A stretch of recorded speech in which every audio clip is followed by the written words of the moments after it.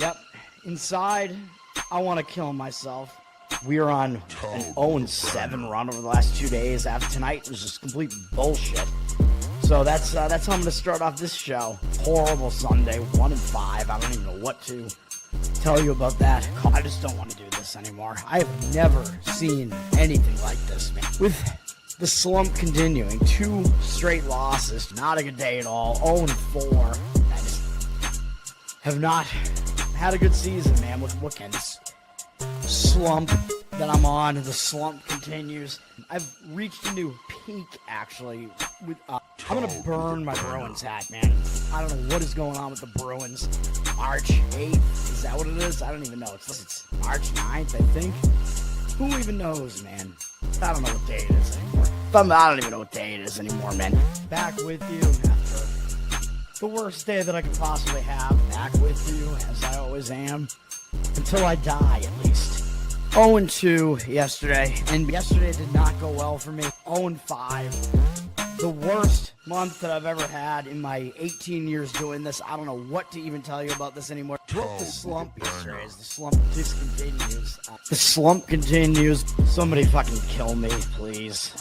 I don't even know what I should do at this point other than potentially end it all.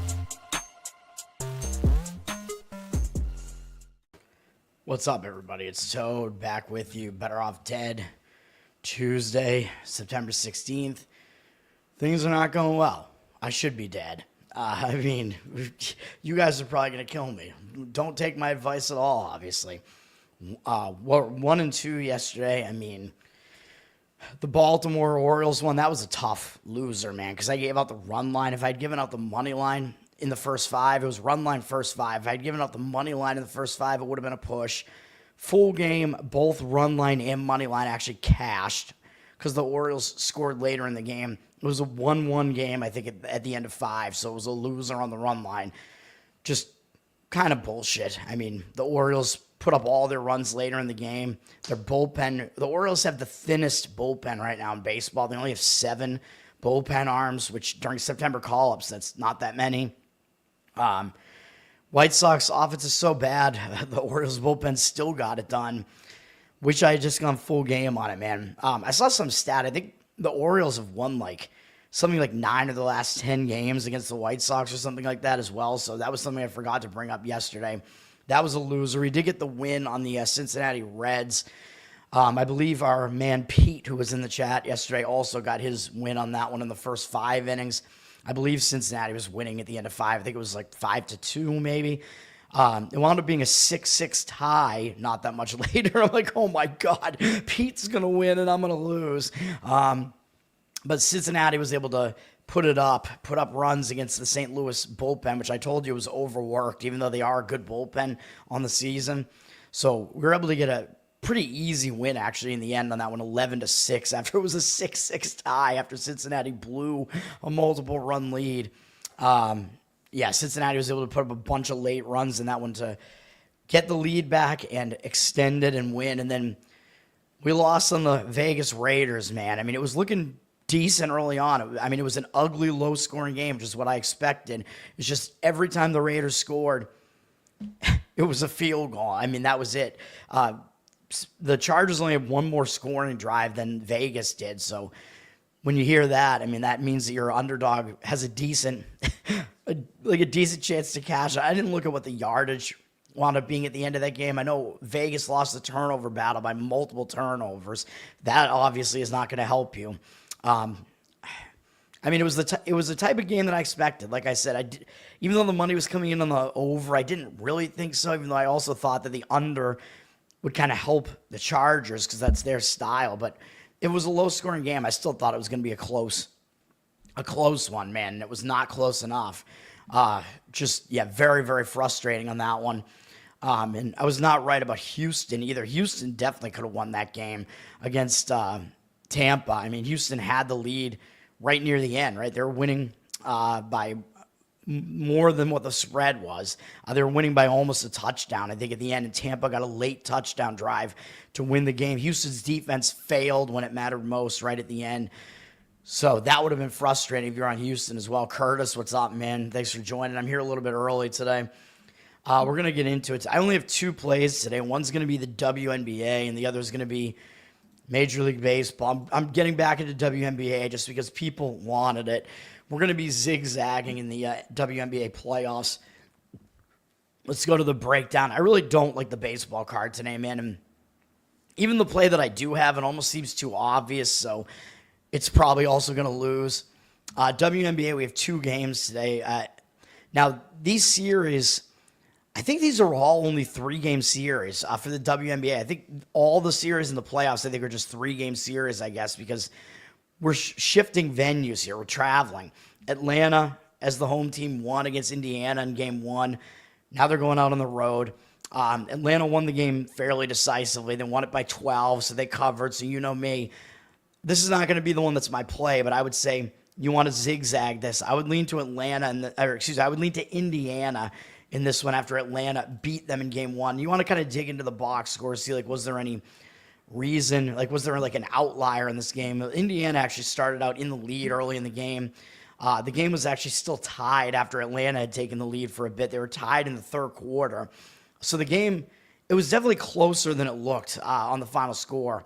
Indiana just kind of fell off in the fourth quarter, but you know Indiana's running with a very, very thin roster right now here. So that's kind of the problem with Indiana. You know, they don't have Cunningham. They don't have Clark. They shot really poorly in this game, though. Neither team shot well, but Indiana, 34.9% from the field, 13.3% from 3. So I do see reasons why Indiana should make some adjustments and play better this time out. Now, the other thing you have to take into account is the number. Atlanta was like a 7.5-point favorite in that one.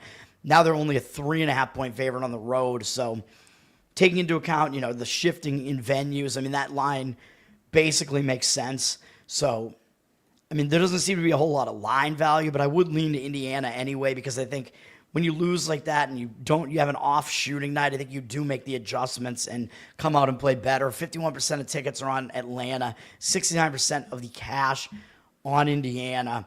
And I mean, if you want to, like, seriously handicap this stuff, you can also look into, which I should be doing, you can also look into what they did during the regular season.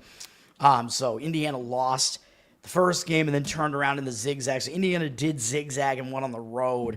But remember, Clark was playing in those games, so I don't know how much you can really take away from that. They went 1-1 in those early games. Clark, I don't know if she played in this other game where they got absolutely annihilated at Atlanta, and then they did beat Atlanta at home again, and that was with Clark and Cunningham again. So I'm not sure that Indiana has beaten Atlanta without Clark. So, yeah, I mean, they have not, right? Because that was a bad loss to Atlanta there. So they split the season series 2-2, but I think Indiana's wins both came with Cunningham and Clark playing. So what can you really take away from that? Not a whole lot. Indiana is better at home, though. They're above 500 at home, which I'm going to kind of fade that sentiment in the game I'm going to give you. The game I'm going to give out. Atlanta's slightly better than that on the road, but it looks like the home-road dichotomy kind of gives you, you know, it's so close that it looks like there may be some value in Indiana as the home team. Both these games are on ESPN, by the way. WNBA gets the ESPN billing, and it's basically just like, fuck baseball. Baseball doesn't get to be televised. It's all so ridiculous, man. Even though baseball, we're in the final 2 weeks, and there's playoff implications in some of the series. Yeah, but again, Indiana, a lot of that home record was with Cunningham, and some of it was with Clark as well. So I don't think there's a whole lot to even take away from that either. But I would slightly lean to Indiana anyway. The market is going that way, and it is the zigzag spot. But I think the better play is in this other game, and it is Seattle plus 5.5. Now, I know Seattle, they're kind of a newly formed team, so not really used to this playoff structure here, but Vegas isn't really that used to playing in Seattle either. I don't think Vegas has gone to this venue since early in the season. So that's one advantage that Seattle might have here, even though I know Seattle, their home record isn't that good. So that's what I just alluded to. They're not one of these teams that does well at home. They're actually below 500 at home, which that worries me a little bit. It means they were actually better on the road. Vegas is not as good on the road as they are at home, obviously, although they're above 500 on the road. I mean, they're definitely a strong team, but The thing that really jumps out at me in this game is the line is the same as it was in the first game. Vegas is down from 6 to 5.5 here. 74% of tickets on them, only 63% of the cash. I know Vegas has won like 16 whatever games in a row or whatever, but we don't need Seattle to win the game. They only need to cover. So I know we're kind of jumping in front of that Vegas train here. But this is a zigzag spot, which I'll show you in a minute. I think it's the bigger of the two zigzag spots. And this line, to me, it makes no sense. Vegas was a 5.5-point favorite at home in game one. So you're shifting venues going up to Seattle, and you're telling me the line is going to be the same on Vegas, even though you shifted venues. And at WNBA, I know home court doesn't matter that much, but in the playoffs, I mean, you got to at least give a team like maybe 1.5 for home court, and you're giving me absolutely nothing. I mean, it doesn't make any sense. So I think there is line value on Seattle here. And Seattle's really not that bad of a team. I think they kind of underperformed. They started out a little bit questionable because they were trying to get used to their new roster, although Vegas, you could say the same thing about them. Vegas brought in, I think, at least one new piece there. Now, when you look at the first game, it was a blowout. It was 102-77 Vegas winning by, I mean, that's an embarrassing margin for Seattle. Vegas winning the game by whatever that is, 25 points. Blowout win. So it's like, well, why did that happen? You got to dig into it. I mean, it was basically Vegas just ran away with the game on the scoreboard. Vegas shot out of their minds in the game, though. 50.7% from the field and 48.3% from three. That's insane. So I think that's an outlier, especially the three-point percentage. That is a ridiculous three-point percentage there. And I don't know if Vegas is really that known for even hitting a lot of threes. They do a lot of their damage inside usually. With Asia Wilson, they had 14 three-pointers in the game compared to 7 from Seattle. And there was a lot of home cooking at the line as well. They had 21 free throw attempts. Seattle only had 11. So I'm expecting those things to maybe change here as we change venues. I don't think Vegas could possibly shoot that well again from three. And I don't see the free throw discrepancy being as crazy this time either, even though I know Wilson is dominant on the inside and does draw a lot of fouls. So I think it's going to be a zigzag spot. I think Seattle's going to be able to make some adjustments here. We're getting line value because the line hasn't changed at all, which is insane.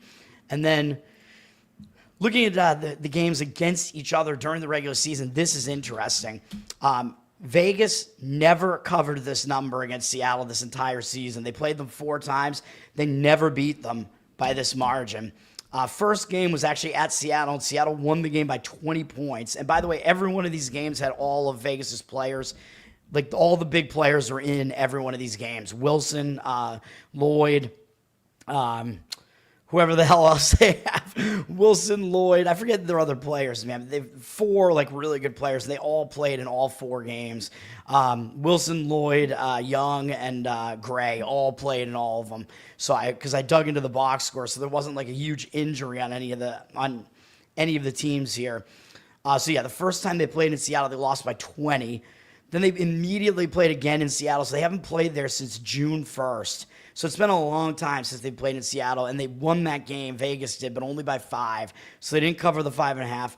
Then when they played at home, they actually lost to Seattle by 7, and then they beat them by 4 in the final home game against them. So again, all the games that they played were close except the one blowout Seattle win. So Vegas, aside from that playoff game, which I know they covered in that game, obviously, during the regular season, they never covered this number. They didn't cover it in either game at Seattle, including having a blowout loss there with all their starters playing. So I think there is a lot of value with Seattle here, man. And there's like no reason why the number should be where it is. All we have is Samuelson is listed on the injury report for Seattle, but she's been out all season anyway. Like, she's been out for months, so there's no change here. There's no personnel change here, so there's no reason this line should be the same as it was in Vegas. Makes no sense. So take Seattle plus the points there.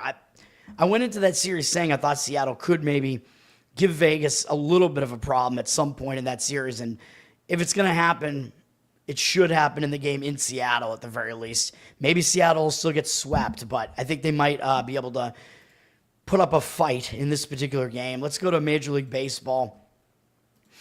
You're not gonna have to. Well, I was gonna say you're not gonna have to wait that long for my best bet, but it's gonna be at the end of the show. It's one of the games that's earlier, although there's only one afternoon game. call this the breakdown segment as usual. There is one afternoon game because it's actually a doubleheader between Atlanta and Washington, so they must be having a makeup game for some game that was rained out earlier in the season. So that's the only afternoon game, is game one between Atlanta and Washington. These teams did play yesterday, and I was correct about the over, and I said I almost wanted to give that out as a play. I should have. Spencer Strider, I think, actually pitched okay in the game. Washington's pitching was expectedly terrible in the game.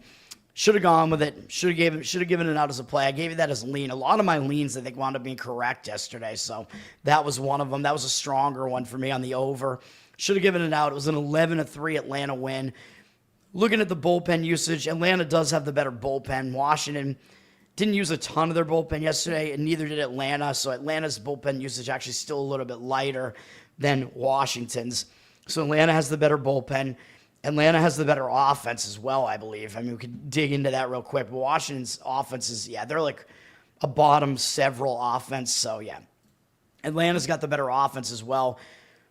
Game one, we don't know who Atlanta's starting pitcher is going to be, though. So I don't know if they're going to call somebody up because it's September and it's I forget if there are different rules for a doubleheader. I think you might be able to call somebody else up and then send them back down. I forget what the rule is. So it's a difficult game to handicap. Jake Irvin is pitching for Washington. He hasn't had a good season. 5.7 ERA, 1.43 whip. He's better at home, 5.15 ERA, but better is relative. He hasn't been good in his 2 starts this month. He got bombed by the Cubs for 7 runs in 3 1/3 innings. Did a little bit better last time out against Miami. 3 earned runs in 5 innings, 4 strikeouts, no walks. He still has a 6-4 strikeout walk ratio this month. 10.8 ERA in those 2 starts. He was not good at all in August either. 8.78 ERA, 16-12 strikeout walk ratio. I mean, in a way, it seems like he's starting to wear down a little bit, even though he threw more innings and he was better last year. So I don't know what to think, man. I mean, he's just not doing well. His numbers are pretty good against Atlanta, though, in 66 at-bats, 13-6 strikeout walk ratio, not great, but 227 average, 655 OPS allowed. So he doesn't do that badly against the Braves historically. But, again, I just don't really know how we're going to handicap this because we don't know who Atlanta's starter is, and they still are favored. They're up from -140 to -150. Atlanta is as a road favorite. I don't know what you want to do with that. The total's sitting at 9, so it's a fairly high total. I can see arguments for an over because Atlanta's pitching situation may not be very good, but we really don't know. The bullpens are not terrific, especially Washington's. Washington's is really bad. And Irvin just hasn't been good at all this year, even though he does typically do well against Atlanta. I would probably lean more towards his recent performance and the fact that he has not been good. I think that matters more. So maybe an over in game one, but I would really hesitate to give out anything on that one because you don't know. And then game two, between the 2 teams in the evening, we know what the starting pitching matchup is going to be. It's a much more enticing starting pitching matchup, a sexier pitching matchup.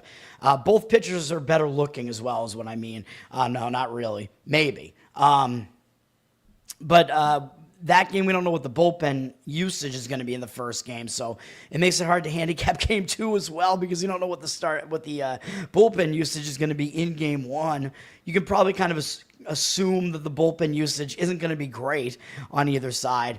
You can handicap the starting pitching matchup a little bit better, which we have Chris Sale pitching for Atlanta, and obviously Atlanta's going to be a pretty big favorite because of that. He is obviously the better pitcher. He's been injured a little bit throughout the season, but he's been good, even at the age of 36. Great season last year. When he's pitched, he's been really good this year too. 2.52 ERA, 1.12 whip. A little bit worse on the road, 2.64 ERA, still really good.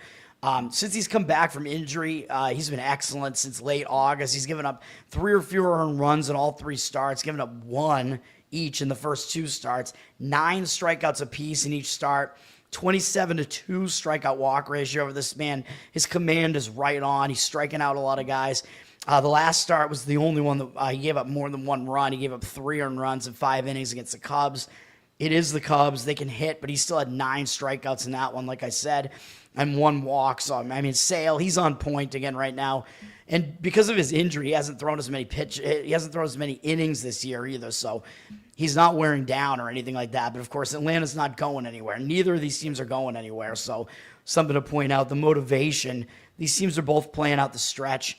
Atlanta definitely underperformed this year. Washington might try to show up because they got embarrassed yesterday, and it is at least a name team that they're facing in Atlanta. Sale against Washington, 35 career at-bats, not a lot, surprisingly. 9-2 strikeout walk ratio, 257 average, 783 OPS is a little bit high. He's allowed 5 doubles to them and a home run to Josh Bell, so Sale isn't excellent against Washington, but it's not like I expect him to be bad in this game. Obviously, I don't. I think he will be pretty good. He's going up against Mackenzie Gore, who has a lot of strikeout talent, man. And I take it back. He's not better looking than Jake Irvin. But his numbers, I mean, they're just not great this season. 4.14 ERA is all right, but 1.33 whip is a bit high. He's just wild, man. He walks too many guys. That's his issue. He is worse at home, 4.73 home ERA. He's been, I guess, okay over his last 5 starts. He's allowed no more than 3 earned runs in any of them. Faced some pretty brutal offenses in there, Philly, Mets, Yankees. But he hasn't exactly been great. His walk number is still high. Last outing against Miami, he was okay in 5 innings, 2 earned runs, allowed 4 strikeouts, 2 walks.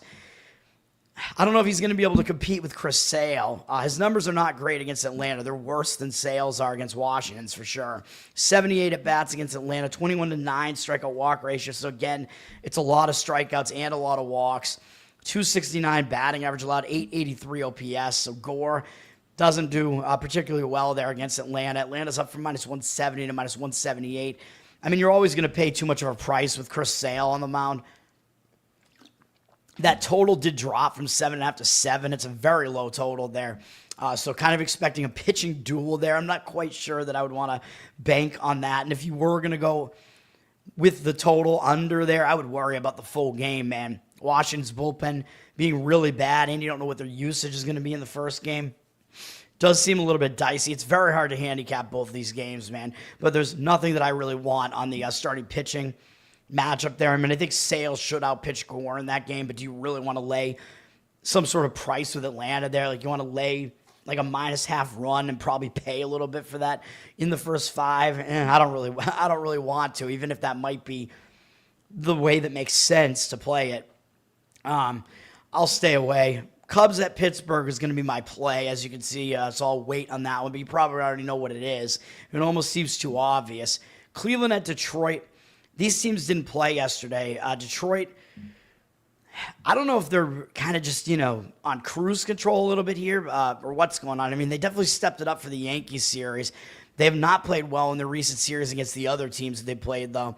But they're playing against Cleveland here today, and Cleveland's within 6.5 games of them in the division, which is insane that Cleveland could possibly overtake Detroit. I don't think it will happen, but it does mean Detroit might actually have to pay attention in the series. But I think Cleveland might actually show up with more motivation than Detroit here, because Detroit's still, their lead is still fairly comfortable in the division. I mean, they basically, if they win one game in the series, they'll be fairly comfortable, I think, still. But I mean, if you're Detroit, I think you have to be trying to play for at least playoff seeding here, because you're battling with some other teams with good records. They should have motivation, but they're returning home from a road trip. They only went to New York, the Yankees, like I said, and Miami, so it wasn't a long road trip. They only went to the Eastern time zone, whatever, but it is still a return home spot. And, I talk about when teams return home, sometimes they are distracted. They have to get back to home life. They should be taking these games somewhat seriously, but maybe they won't take it as seriously enough with still a decent lead in the division. Cleveland, they're really still not as good as they look, man. But because their record is good, maybe they'll be taken more seriously. But Cleveland still has a really bad offense. Detroit's offense is the better of the two, even though Detroit's offense, I think, has kind of slipped a bit. They're definitely still the way better offense over Cleveland. The bullpen, Cleveland has the better bullpen. Their bullpen is actually 4th still in overall ERA this year, even though they lost Clase. They might actually even be better without that distraction in there of his gambling or whatever. It's crazy to think about that. Cleveland is starting a road trip here with momentum. They've won a bunch of games recently, man. They've won whatever this is here, 9 of their last 10 games. I think they've won 4 in a row. Granted, it was against not the greatest opponents. Tampa Bay, Kansas City, White Sox. Those are the teams they were beating. Detroit is definitely a step up in class, but I think they know that. They're going to be focused. I mean, it's a focus spot. Cleveland still thinks they could potentially compete for the division. They're going out. It would be ridiculous if they made the playoffs, though, because they are just so bad this year. Cleveland, and they sold off at the trade deadline, too, so that makes it even more ridiculous. I'm pretty sure they did. Cleveland, again, they are going out on the road with momentum, though, to face the team leading their division, so it's a focus spot for them. Joey Cantillo is pitching. He might be the better of the two starters, believe it or not. He's pitching for Cleveland. 3.36 ERA, that is solid. 1.31 WHIP is not very good, though. He was in the bullpen for a while. I think they did have him in the starting rotation a bit last year, and he's back in the starting rotation for them now. He is actually better on the road, 3.02 road ERA. And he's been pretty good. His last 4 starts, he's allowed 1 or fewer earned runs in all of them. This month, he's gotten at least 6 innings in both starts. He's pitching well right now, man, except for the walks. The walks are a bit too high last month, but he's gotten those kind of down this month, too, with a 12-2 strikeout walk ratio in his 2 starts this month. And one of them was on the road against the Red Sox. Not an easy assignment. He held them to 1 earned run in 6 innings, 7 strikeouts, 2 walks. He did really well in that one, and they followed that up with an 8-inning 4-hit shutout of Kansas City with no walks, 5 strikeouts. So Kansas City, not a good offense, but still, Cantillo is in form right now. He's pitching pretty impressively right now, man. And because he was coming out of the bullpen, whatever, he's not going to be burned out or anything. His innings pitched not very high right now, so that's at least good for him. He also has good numbers against Detroit. They only have 10 at-bats against him, so he's fairly unfamiliar to them. 2 strikeouts, 1 walk, no extra base hits. He's held him to a 200 batting average, 473 OPS. I know it's a small sample size, so you don't want to put too much stock into that, but he has been good in limited playing time against Detroit. And I think he probably is better than Casey Mize, who's pitching for Detroit, even though Mize has the better whip, and usually I think whip is a better indicator. I still think Mize, he's a guy that's not as good as his numbers look this year. 3.83 ERA, 1.27 whip. He's better at home, 3.47 home ERA. He's done well in his 2 starts this month, and they were against hard-hitting opponents, the Mets and the Yankees on the road. He did well in both starts, had a 2.45 ERA, went at least 5 innings in both, allowed 2 or fewer earned runs in both, and had an 11-0 strikeout walk ratio. So he definitely stepped it up in those starts. But last month, he wasn't even good. He had a 5.81 ERA in August, although 23-6 strikeout walk ratio is pretty good. But is Mize, I mean, I guess you could argue he's in pretty good form right now. I mean, what is he going to do against Cleveland? I don't know. Cleveland's offense isn't very good. He doesn't have good numbers against them, though. In 38 at-bats, 8-2 strikeout walk ratio is good, but 289 batting average, 904 OPS. He's allowed 3 home runs to them, although 2 of them are from Jose Ramirez. But overall, he doesn't do very well against Cleveland. It is a return home spot. You know, I'm kind of tempted to do this in Cleveland with a bullpen edge, too. Detroit's down from minus 152 to minus 137, 88% of tickets, 96% of the cash on them. So the money, I mean, it seems like it's coming in on Detroit, but to me, I think they're a public side, and the money line has dropped significantly against them. So I think the money is actually coming in against them, and it's coming in on the under. I would agree with an under as well here. I think you have 2 capable bullpens. They're both rested. Both starters could do okay here. Total down from 8.5 to 8. 62% of tickets, only 60% of the cash on the over. One thing that does worry me a little bit if you want Cleveland here, and I do like Cleveland. I would take them on the money line full game. Detroit is really good at home still. But it is a bad spot for them, kind of. They're 46-29 at home. Cleveland only 500 on the road, 37-37. Man, it is tempting, though. I kind of want to do it, to be honest. Should we be really stupid and take a shot with Cleveland on this one and give out an early play? I mean, it sounds crazy, but I think it is the right side. No, I'll stay away just because the Cantillo sample size is too small. I'll stay away, but I agree with the Cleveland side on the money line, full game, and I agree with an under in that game. A's at Red Sox, my Boston Red Sox. You got to think they might be in a little bit of a letdown spot here. They're staying at home. They did have yesterday off. Both of these teams had yesterday off.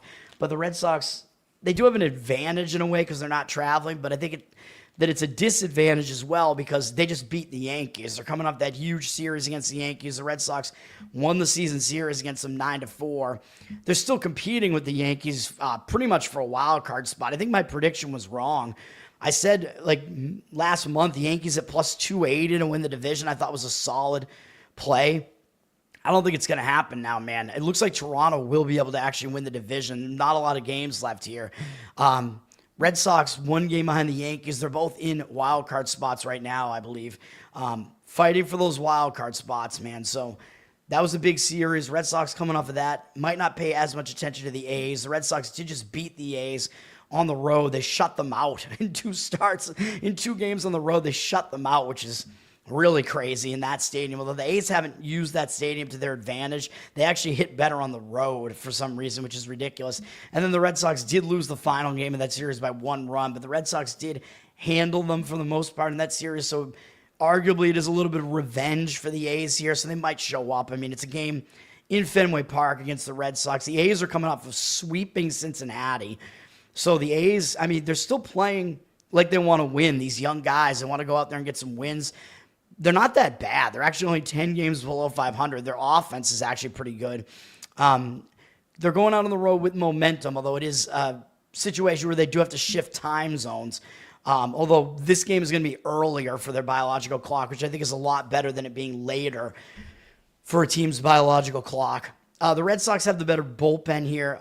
The A's have the better offense, although both offenses are pretty good.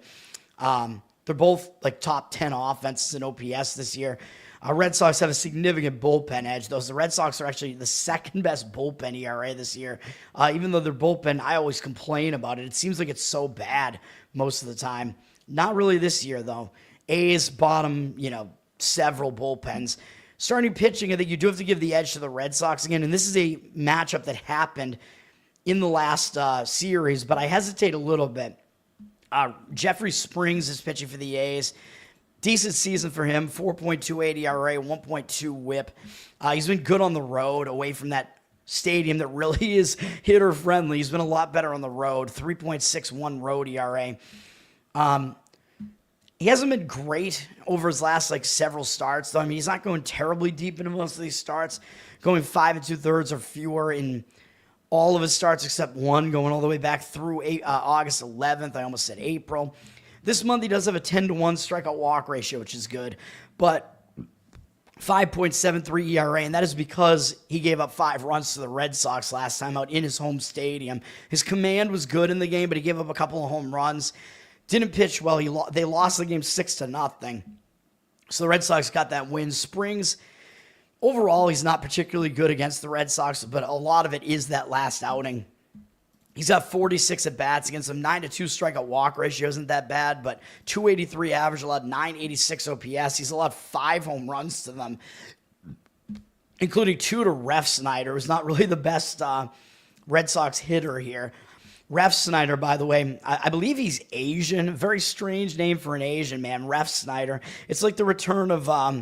back in the 90s, the Red Sox had Troy O'Leary, like the Irishman Troy O'Leary, except he was a black guy. I mean, I don't know, man. It's just the Red Sox, they have these outfielders where their name doesn't match their ethnicity. I don't know. It's bizarre.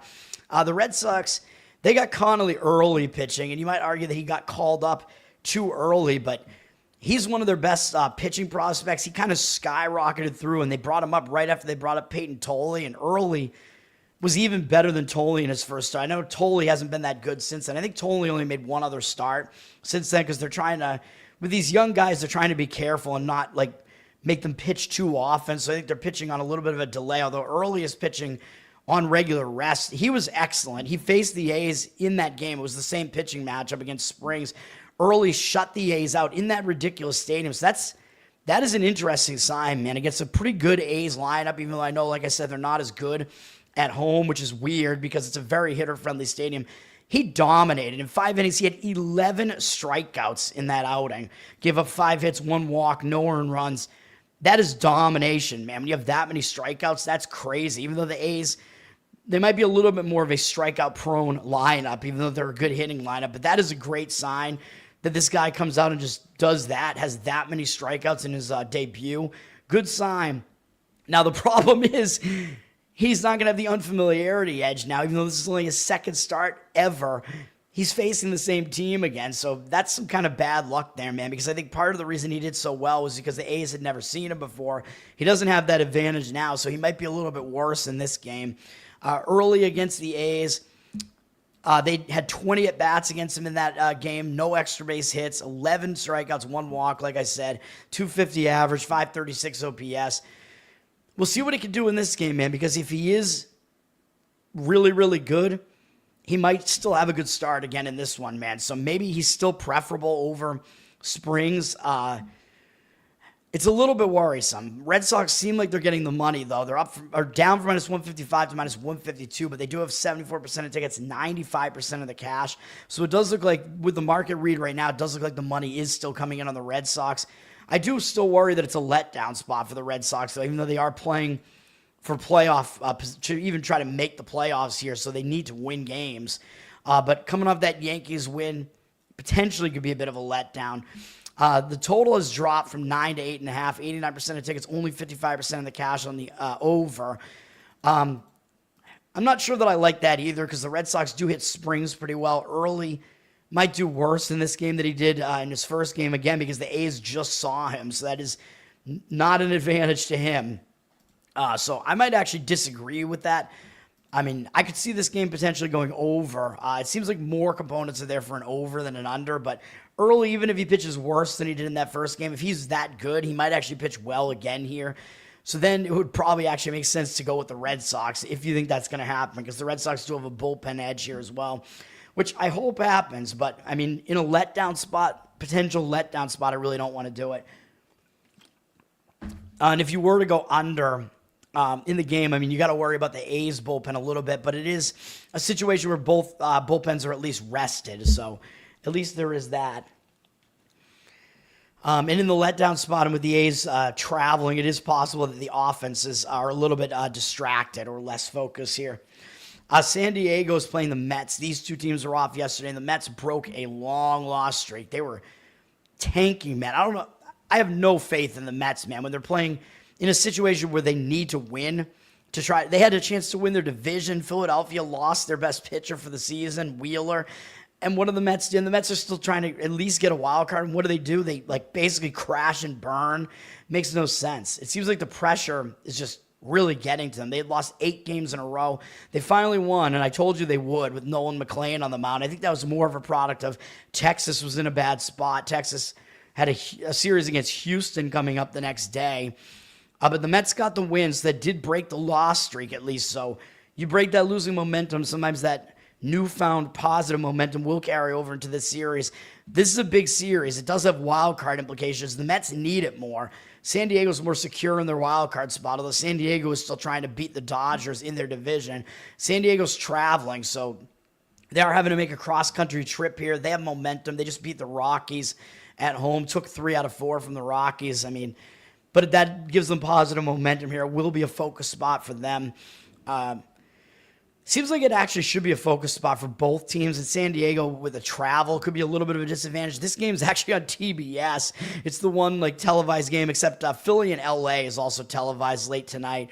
But those are both big games, so at least you get those games televised. Some playoff implications in both games there. As far as this game is concerned, San Diego has the better bullpen of the two. Both teams didn't play yesterday, so the bullpens are rested. The Mets bullpen isn't terrible. Mets have a way better offense than San Diego. So San Diego has a pretty substantial bullpen edge. The Mets have kind of trailed off. They're like middle of the pack bullpen-wise. San Diego has kind of a bottom third offense, and the Mets are in the top third. So all the information, trying to get all the information out there, man. Michael King is pitching for San Diego, and I prefer him in this game over Clay Holmes. So I think San Diego does have a pitching edge across the board in this game. King, 2.87 ERA this year, 1.07 whip. Good season, but it's been a shortened season for him due to injury. He's a little bit worse on the road, 3.63 road ERA. Still not bad, though. Now, he was injured in May. He got injured, and then he tried to come back, and he only went 2 innings against the Red Sox.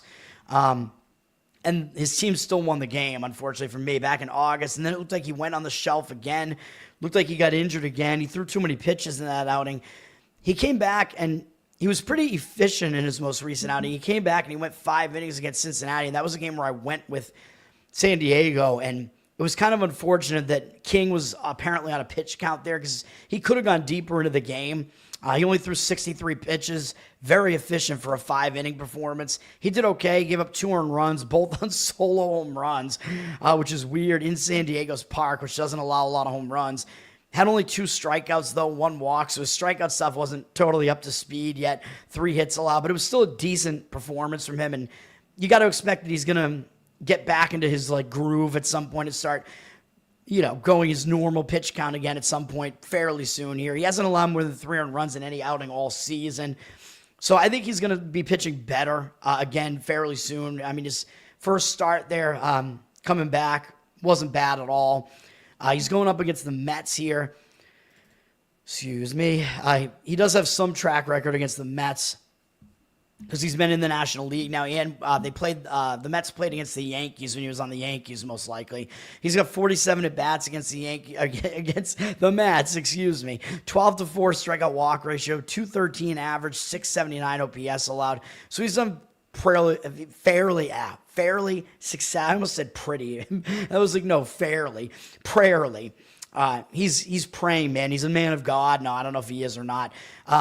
Christ is king, though, so I don't know, maybe. maybe he's on the mound here. The Sermon on the Mount is what he's going to deliver. Oh, man. Sometimes this show gets unexpectedly funny for 2 seconds. King, he does have pretty good numbers against the Mets, is what I was trying to say. Clay Holmes is pitching for the Mets. I don't trust him as much, man. Both of these guys actually were on the Yankees at one point.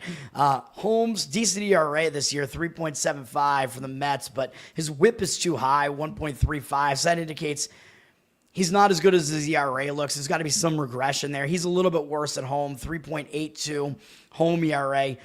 He hasn't been that good recently, man. Last month, he had a 20-10 strikeout walk ratio, which is not very good. Too many walks. 4.32 ERA, very mediocre. This month, 6.23 ERAs. Failed to go 5 innings in either start. 11-6 strikeout walk ratio. Good strikeout rate, but very high walk rate. So still not good. Those are both on the road, though, at Detroit and at Philly, so not easy starts for him there against some teams that play pretty well at their home stadiums, and especially Philly hits well.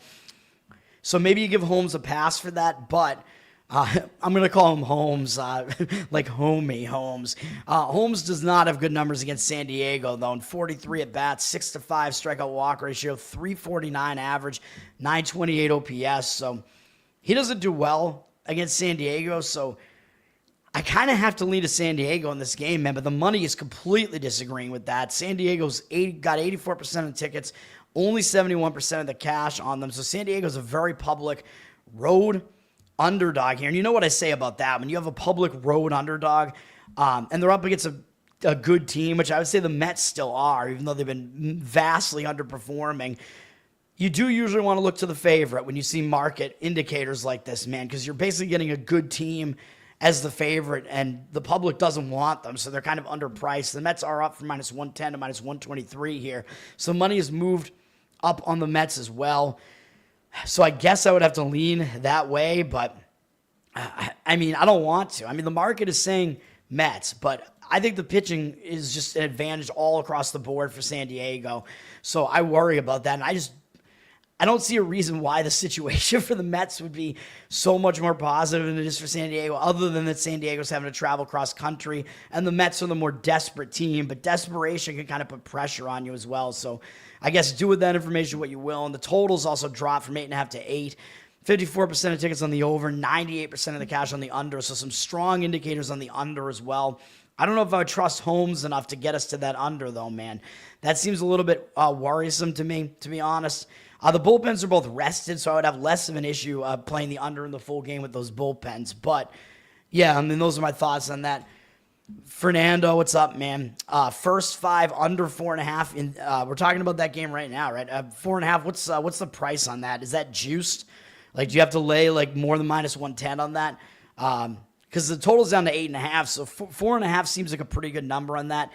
I mean, I guess I won't disagree with it because the market is saying under on the full game, which usually pretty much correlates to what is going to happen in the first 5 as well, unless there's some real reason for that not to be the case. I don't think that's the case here. San Diego has the best bullpen in baseball, ERA-wise, so it's not like we're looking at this game and saying, oh, you want to only go under in the first 5, but the bullpens suck or whatever, you know what I mean?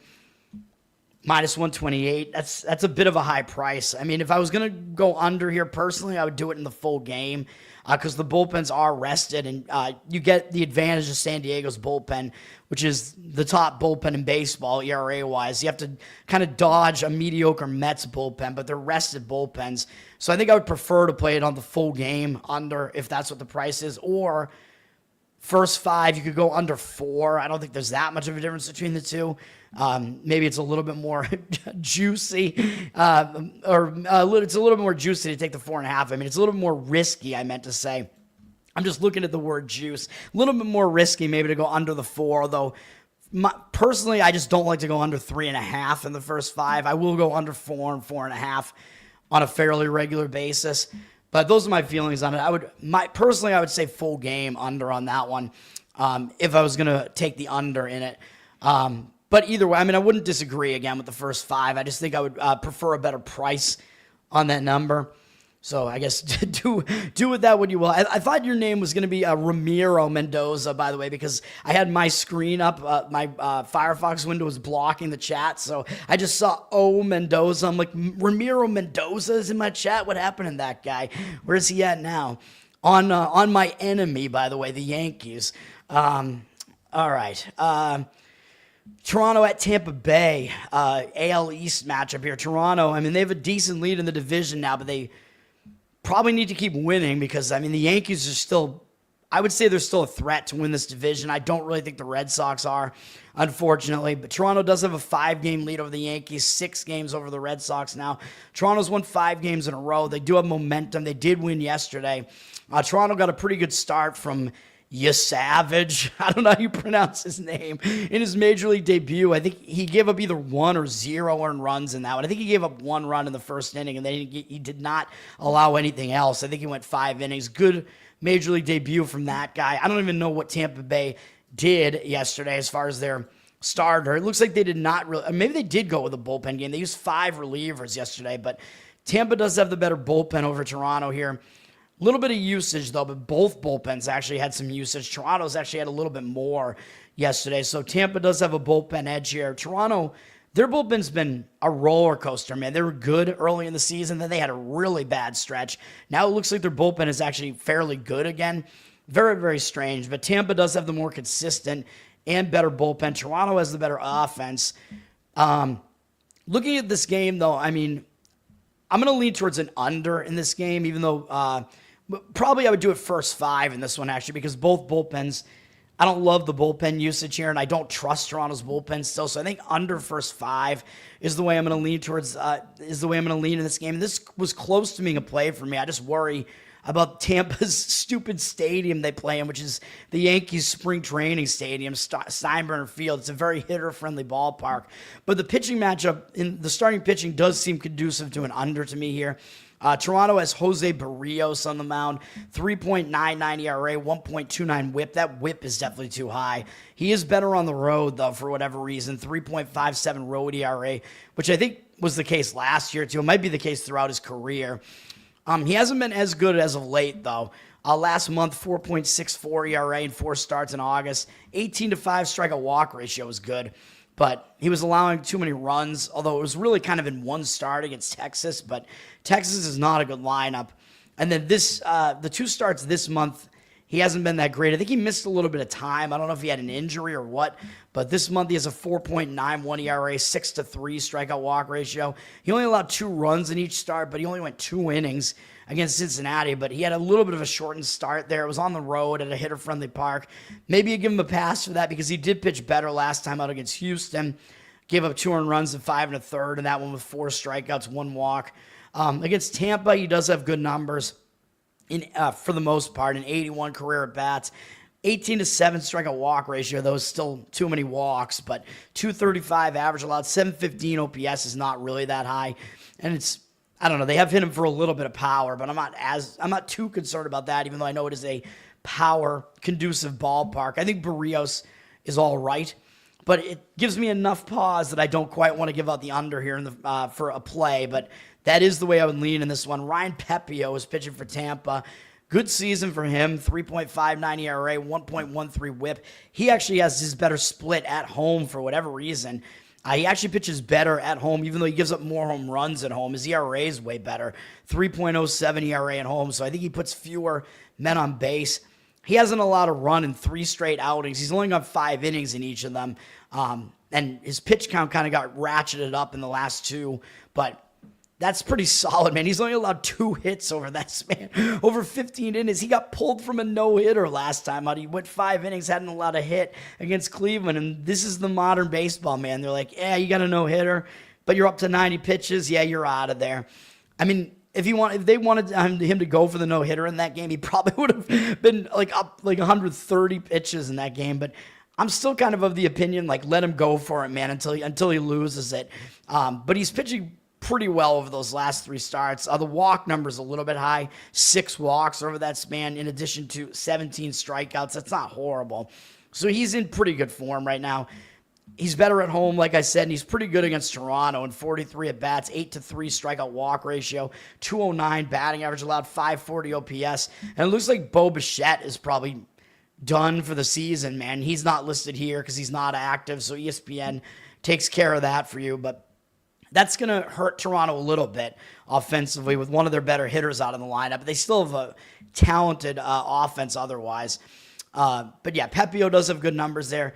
I'm going to lean under first 5 in this game if I can find where the hell it is on this.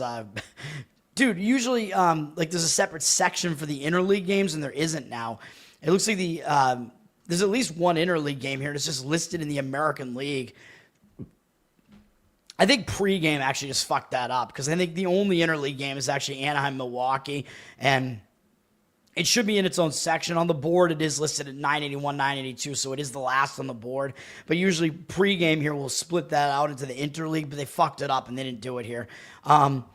Here's this one. Toronto, by the way, flipped from plus 100 to minus 108, so Toronto getting a little bit of the money, even though they are public as well. 83% of the tickets, 96% of the cash. I'm a little bit surprised that Toronto's getting the money here because usually the professional money does come in towards Tampa Bay because they are actually better than the record looks at the very least. And I think they'll show up here because they lost yesterday. They played tough yesterday, and they do have a chance to maybe spoil something for season here. So, I mean, it's the type of game that when you're out of it, you're still going to show up and play in a game like this. The money's coming in towards the under, down from 8.5 to 8.5 juice to the under. 71% of tickets, only 70% of the cash on the under. So the money is agreeing with me generally on the under. I said first 5 innings under, though. I got to try to hurry this up, man. We're almost in an hour here. Got to get through a bunch of games here if I'm going to do the full slate, which I keep doing. We only got 2 weeks left, though, full baseball slates. Anaheim at Milwaukee. There you go. Right on cue, the only interleague game. These teams didn't play yesterday. Milwaukee is also not traveling. They did lose their last game against St. Louis. Milwaukee, I think they're a little bit on cruise control right now, man. I mean, but maybe they can't be because the Cubs are not that far behind them in the division. So Milwaukee is not sewn up the division yet, and they're sowing division. They're like the government, and they're battling with Philadelphia right now to try to get home field throughout the playoffs too, man. So Milwaukee, they do have reasons to show up. Both bullpens will be rested here. Anaheim's on a bad skid right now. They just got swept by Seattle. They are having to now travel. That was at Seattle, and now they're coming in from Seattle. So it's a little bit of a bad travel spot for them coming in from the Pacific Coast. Maybe it'll be good for them to get out of Seattle, though, to maybe refocus here. But who knows what Anaheim's mindset is going to be because they're out of it. And Anaheim, as I keep pointing out, they have the worst run differential in the American League. So even though they don't have the worst record in the American League, run differential-wise, they're the worst team in the American League. And Milwaukee, run differential-wise, is the best team in all of baseball. So huge disparity there. And I think the disparity continues through this pitching matchup here. Milwaukee, by the way, I believe Wait, do they have the better offense? I'm not even sure now. Maybe they don't. Where are they at here? Yeah, they're number 10 in OPS, so they have the better offense. Anaheim's is mediocre. Anaheim's has actually fallen down to the bottom third. I mean, they've had some guys with injuries recently. They've had Adele with vertigo. I don't know what's going on with Anaheim's offense, man. Milwaukee's got the better offense. Milwaukee's got the better bullpen. Anaheim's bullpen stinks. And the starting pitching looks like a big mismatch towards Milwaukee as well, which is why you're laying a huge price for Milwaukee. Anaheim is Caden Dana pitching. I mean, he's got decent scouting on him. He's still really young, so I mean, I think he does have a high ceiling. He could at some point be good, but I don't think his numbers are very good in the minor leagues this year, and his numbers certainly have not been good in the majors. Maybe they rushed him up. 6.32 ERA, 1.6 whip. That's not good. Anaheim seems like they don't have good pitching coaching either. Even though his numbers have been really bad, his ERA on the road is actually 1.8, which is ridiculous. But he only has one road start. It was against Kansas City. They have a pitcher-friendly ballpark, and Kansas City is a pretty weak offense. He did do well in that start, but he hasn't done well in any of his other starts. That's the only start where he went 5 innings. Last time when he walked 5 guys, he's walked 4 or more in 2 of his last 3 outings. Not a good sign for him, man. He's been too wild. He's just not really getting it done right now.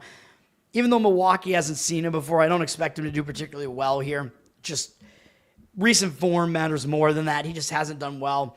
Normally, I would say a young, talented pitcher. They have an unfamiliarity edge against the opposing offense. In this case, I don't really think so because it hasn't really been the case for him so far. He's going up against Freddie Peralta, who is still Milwaukee's ace. He's having a really good season, 2.69 ERA, 1.09 whip. He's really good at home, 1.72 home ERA. He fucked me in the not physically, not literally. I'm not gay. Maybe I don't know if he's gay. He did bad in his last start against Texas. I had the under in that game, and Peralta totally screwed us with that under. Even though he had 9 strikeouts, he didn't even do that badly. Really, he went 5 innings, 9 strikeouts, 2 walks. That's not awful, but he threw a ton of pitches, 113, gave up 5 earned runs. That's not great. That was the most pitches he threw all season, I think, so that's a little bit worrisome that he threw that many pitches, but, I mean, he is a veteran pitcher, so I'm a little bit less concerned by that because I'm sure he's done that before in his career. Prior to that start, he hadn't allowed a run in 5 straight starts, so he was completely on fire. He allowed 1 run in the entire month of August, and then up through a shutout against Philly to start September, so I'm kind of the opinion that last start was an outlier, and I think that he should bounce back here against Anaheim.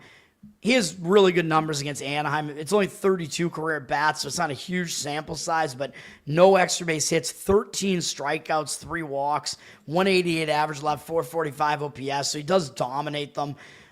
You're going to pay like a huge price if you want Milwaukee, although Milwaukee does have the edge across the board here. They're up from minus 240 to minus 247. I don't really see percentages on the side yet, really, to give us any information there. The total, it looks like the juice crept up on the over 8, but we see 86% of tickets and only 56% of the cash on the over. There's no way I would touch an under with Dana and Anaheim's bullpen in that game. Absolutely no way. It's just impossible. You can't do that. Milwaukee doesn't hit as well at home, though. So, I mean, and there is that unfamiliarity aspect still there. So I think the way that I would actually probably do this is I would probably go Anaheim under their team total, maybe something like that. Although Milwaukee's bullpen has some injuries too. McGill, I think, is still out, so you do have to worry about that. So if you could go as granular as just focusing on Peralta and take Anaheim under their team total in the first 5 innings, maybe you could do that. Or if you can find a prop on Peralta, earn runs allowed, and go under on that. I know there's not going to be a whole lot of leeway there. Like, it's probably basically going to be like if he allows 2 runs, your bet's going to die.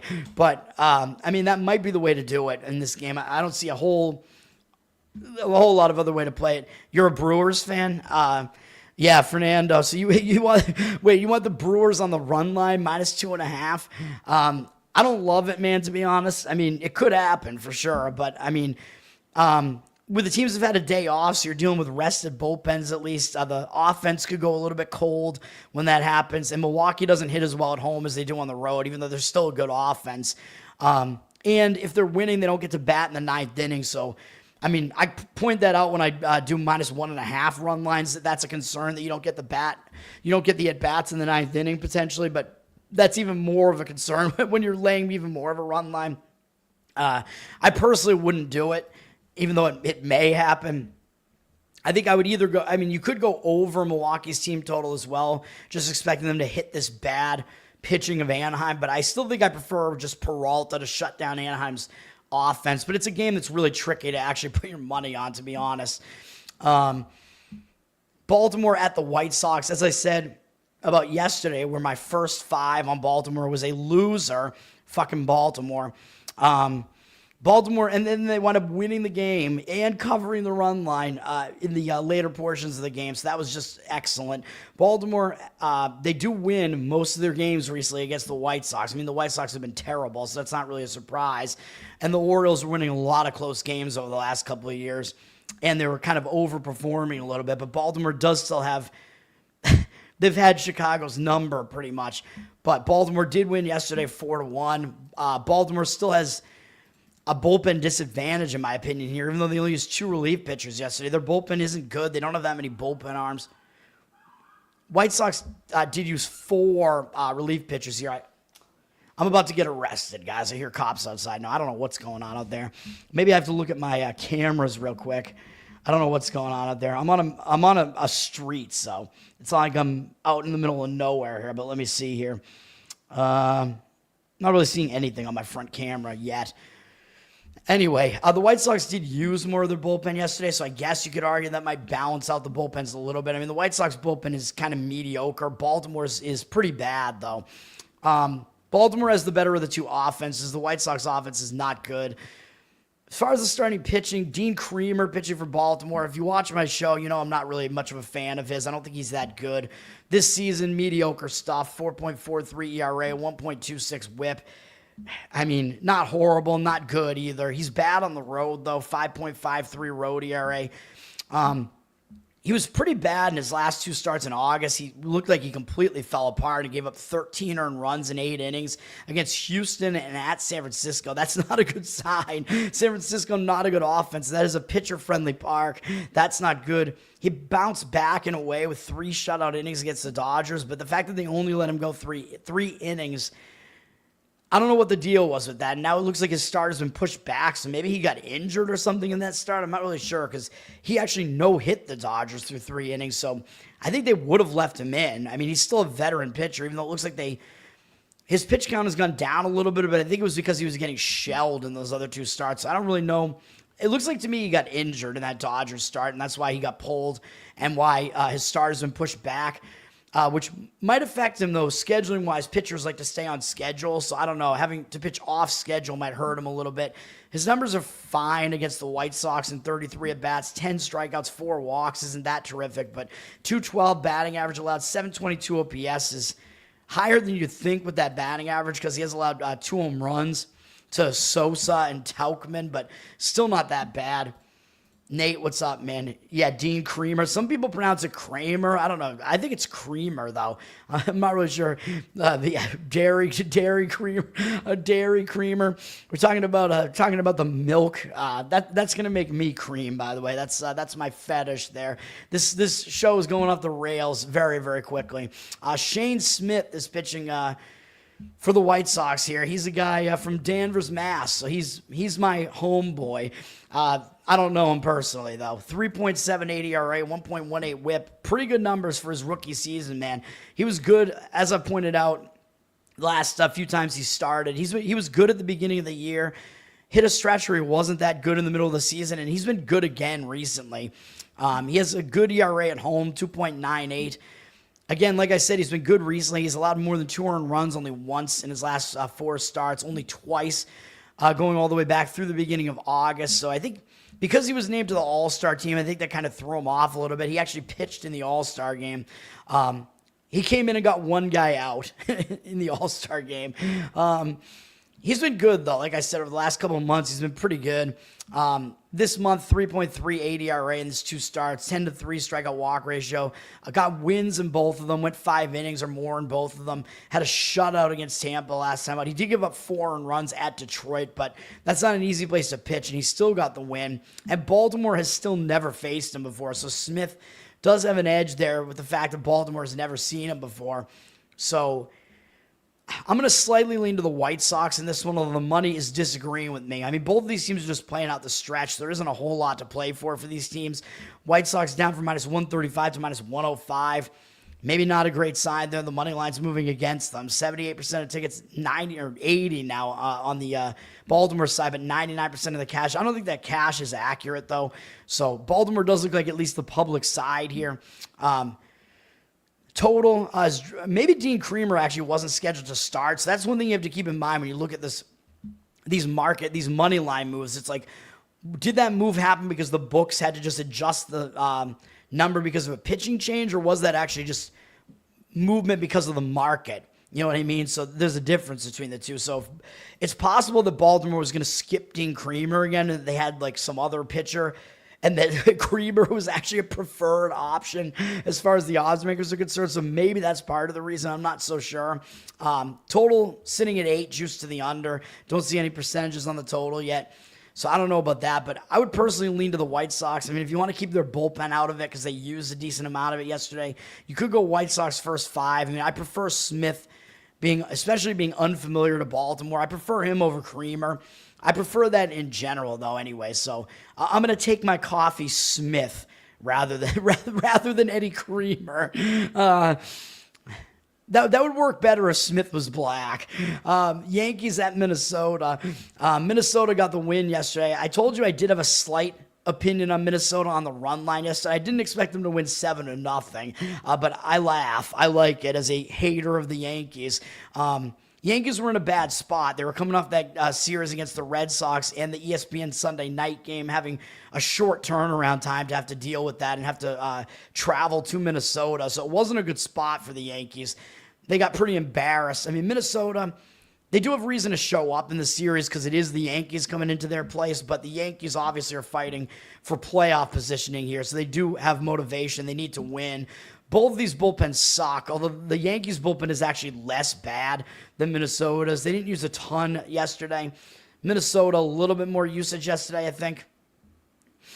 Same amount of pitchers. Minnesota used a little bit more. So Yankees do get the bullpen edge here. They have a huge offensive edge. Minnesota, not a very good offense. And the fact that the Yankees offend me more than Minnesota does, that makes them more offensive as well. The Yankees should have a starting pitching edge here with Cam Schlittler on the mound. Yankees definitely hiling him. He's a trader. He's also from Mass. He's from Walpole, Mass, and he's a member of the Yankees. Come on, guy. Pretty good season for him for rookie season, even though he's walked too many guys, I believe. But he has a 3.05 ERA, which is good. 1.32 whip is too high. He's been better on the road, 1.99 road ERA. I mean, overall, he is pitching well. He had one really bad start 2 starts ago against Toronto.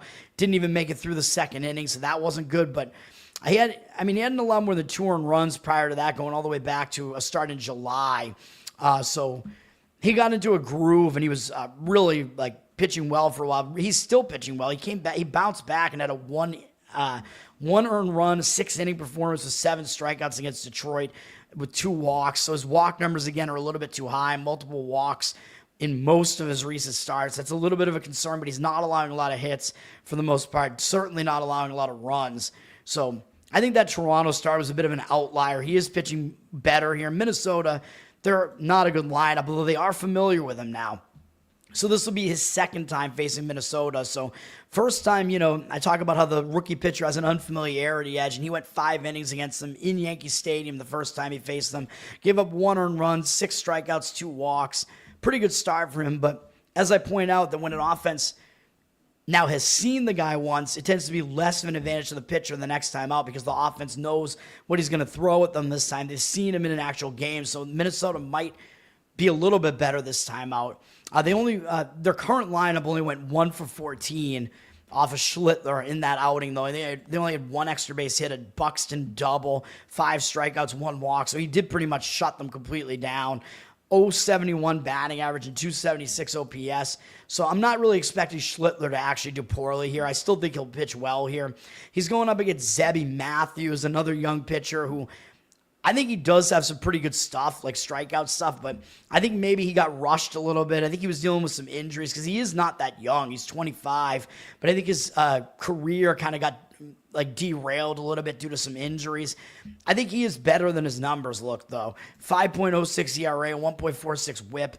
Not good numbers, obviously. He is better at home, though. 3.56 home ERA. Wasn't good in his last outing, which was, of course, on the road. Gave up 5 earned runs to Anaheim in 4 2/3. Not good. 5 strikeouts, 2 walks. But in his previous start, he held the White Sox to 1 earned run in 6 innings at home in this park. 5-2 strikeout walk ratio. So his last couple of home starts have been good. Again, he is definitely better at home than he is on the road. But he's facing a Yankee lineup that is pretty solid. He did face the Yankees in that same series in August and went 5 2/3, gave up 3 earned runs, all on solo home runs, though. 9 strikeouts, 1 walk. So he actually did have command in that start. He struck out a lot of guys in that start, so it wasn't all bad. So maybe Matthews won't be that bad in this game. But it does mean the Yankees have faced him before, although I think maybe they faced him prior to that as well. I'm not sure. They have 26 at-bats against him, 10-2 strikeout walk ratio. So good strikeout to walk ratio there, but a 308 average, 1,126 OPS. And some of that is the home runs. He's allowed 4 home runs to them, which is way too many home runs, but 3 of them were in that one outing. So I take that with a little bit of a grain of salt. It's not a huge sample. The money is fading the Yankees. They're very public road favorite here. They're down from -165 to -149. I think part of that is the professional bettors know that you're almost always paying too much of a price for the Yankees. 88% of tickets, only 55% of the cash on the Yankees. I don't think it's necessarily saying that they think the Yankees are going to lose this game. I think it's more that they think that the Yankees are just overvalued with that number. The total went up a little bit from 9 juice to the under to 9. I'm not sure about that. Even though both pitchers did just see these opposing offenses not that long ago, I could see both pitchers being decently successful here. So, I would kind of tend to actually want to lean to an under in the first 5 innings in this one. But, I'm not going to do it. Not going to give it out as a play. Yankees, I would slightly lean to the Yankees, too, because they have more motivation here. They got embarrassed yesterday. They have more to play for, but the market read is certainly against them. So definitely something to keep in mind there. But I do think they have the pitching edge in every aspect of the game, which you don't usually say about the Yankees. Seattle at Kansas City. Try to get this done here, man. On the surface, this looks like it might be a decent pitching matchup here, but I have hesitations about that. Kansas City's returning home from a road trip. They went to Cleveland and Philadelphia. They won the last game against Philly. Kansas City, I think they're kind of probably resigned to the fact that they know they're out of it at this point, although maybe they'll show up because they get to face a good opponent here in Seattle. Both teams had yesterday off. Kansas City is returning home from a road trip, and I talk about how teams that return home from road trips, especially if they're not a very good team, and especially if they're an underdog, which they are, they tend to not do well in that first game back, especially with a day off. There are some statistics about that out there. It's historically not a good spot. And they tend to get a little bit distracted. Seattle is coming in from home, so they're starting a road trip, and they have a ton of momentum, obviously. They've won 9 straight games, I think is what that is. So they have a ton of momentum. They're ahead of Houston in the AL West. They're still needing to win because they need to hang on to that lead and at least get themselves a wild card spot here. Seattle isn't quite as good on the road, though. Their pitchers tend to all do worse on the road, but at least for Seattle, this is a pitcher-friendly ballpark here, so that might make it a little bit less bad for their pitchers that all pitch better in their stadium, which is also pitcher-friendly. And again, it is a decent spot for them because they have momentum. So it is the type of spot where I would be leaning towards Seattle because of the situation. Both teams have pretty good bullpens. I think Seattle has the slightly lesser of the 2 bullpens. Seattle has a way better offense, though. Yeah, the bullpens are both in the top 7. Kansas City's slightly better on the season, but Seattle has a way better offense. Although where's Seattle at? They're actually only 12th offensively right now, so not as good as I thought. Kansas City's a bottom 3rd offense, though, pretty bad. So All things to consider here. Logan Gilbert is pitching for Seattle. Good season for him. 3.54 ERA, 1.03 WHIP. He is way worse on the road, though. Like I said, 5.29 road ERA. But because this is a pitcher-friendly park, maybe he won't be that bad here. 1.69 ERA this month, 15-2 strikeout walk ratio, though he didn't make it 5 innings last time out. He threw 95 pitches against St. Louis. Don't know why they didn't let him finish the inning, though, because he was in the 5th inning. You'd think they would have let him finish it. He didn't do that bad. He had 8 strikeouts, 1 walk, allowed only 1 earned run. He has a 15-2 strikeout walk ratio this month, like I said. He's allowed 2 or fewer earned runs in all but 1 start going all the way through the beginning of August, so he's pitching well right now. Gilbert against Kansas City, I'm assuming he has good numbers against them because they're not a good offense. I looked earlier. The numbers are actually not as good as you would think. Good batting average allowed against them, but not a good OPS. So they haven't hit him for contact, but they've hit him for power. 81 career at bats, 19-11 strikeout walk ratio, 235 average allowed, 760 OPS. So that OPS is a little bit high because he's allowed 5 home runs to them.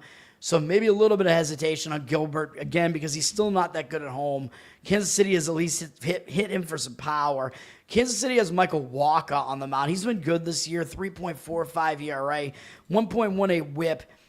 He is good at home as well, 2.92 ERA, so he's got the splits working in his favor. But I hesitate with Wacha because he actually got a concussion in the last game. So I don't know, did he get hit by like a line drive or something? I don't know how that would happen otherwise. I mean, that's pretty scary if that happened.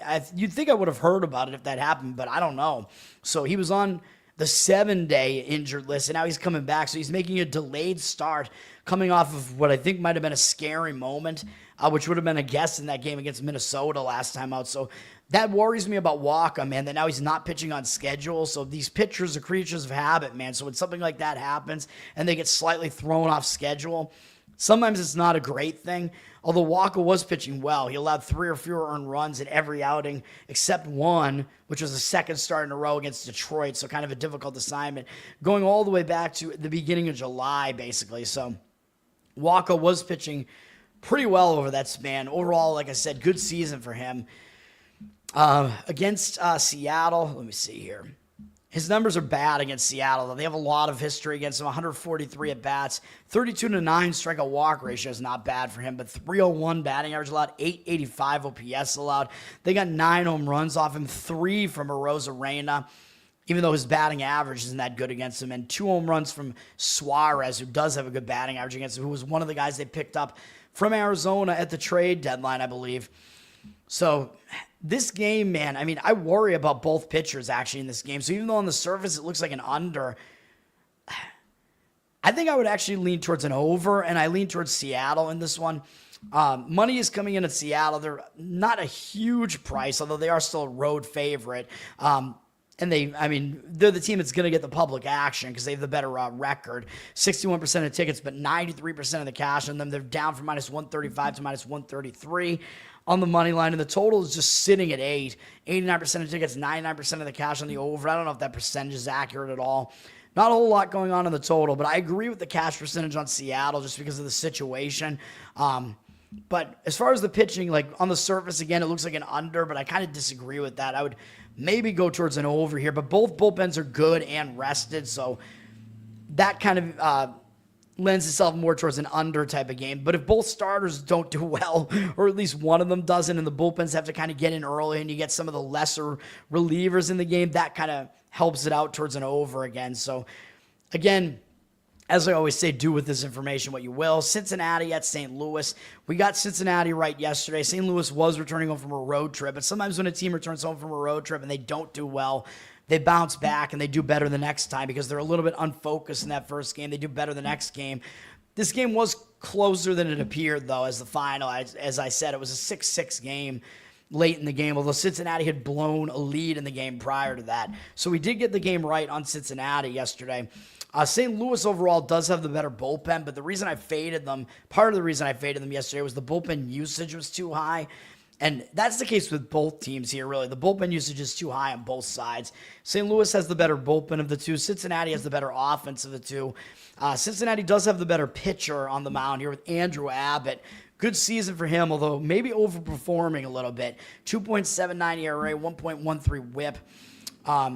He's been a little bit worse on the road, 3.14 ERA. He pitches better in that hitter-friendly park in Cincinnati for whatever reason. The one real concern with Abbott is he wearing down? Because this is the most innings pitched that he's ever thrown in his career.